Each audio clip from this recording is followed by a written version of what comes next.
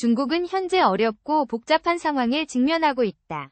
경제적으로도 정치적으로도 중국은 변화의 상황에 놓여 있다. 중국은 지난 몇십 년간 빠른 경제 성장을 이루었지만 이제 그 성장세가 둔화되고 있다. 소비와 투자, 수출 등 각종 지표가 모두 약화되고 있어서 실제 경제 상황이 어려워졌다. 특히 미국과의 무역전쟁 등 외부 요인도 중국 경제에 부정적인 영향을 미치고 있다.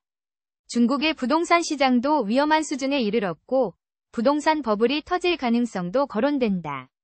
중국의 경제 모델이 지속 가능한지도 의문이 제기되고 있다. 중국의 인구 고령화 문제와 노동력 부족 문제도 심각한 어려움으로 작용하고 있다.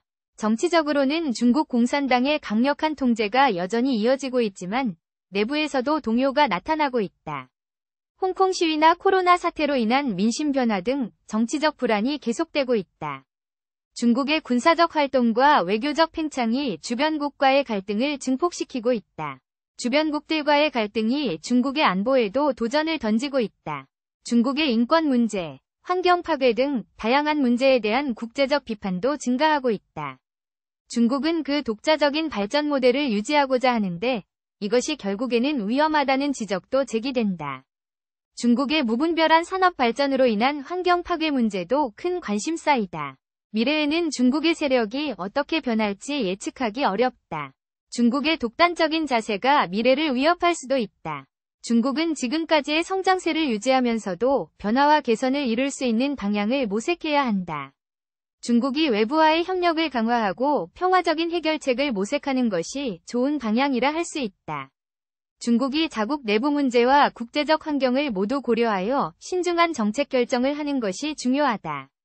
중국이 세계와의 관계에서 상생과 협력의 길을 선택한다면 미래에 대한 불안을 해소할 수도 있다. 중국이 변화를 잘 수용하고 적절한 조치를 취한다면 위기를 극복하고 미래의 희망을 찾을 수 있다. 중국의 위기는 동시에 기회일 수도 있다. 중국이 지혜와 인내를 발휘하여 현재의 어려운 시기를 극복한다면 그 발전은 더욱 극적일 것이다. 중국이 자국 발전뿐만 아니라 세계 평화와 발전에도 기여할 수 있는 중심적인 역할을 수행할 수 있다. 중국이 지혜로운 판단과 책임 있는 행동을 통해 위기를 극복하고 새로운 성장 동력을 창출할 수 있다. 중국의 미래는 불투명하지만 중국의 선택과 노력에 따라 그 방향이 결정될 것이다.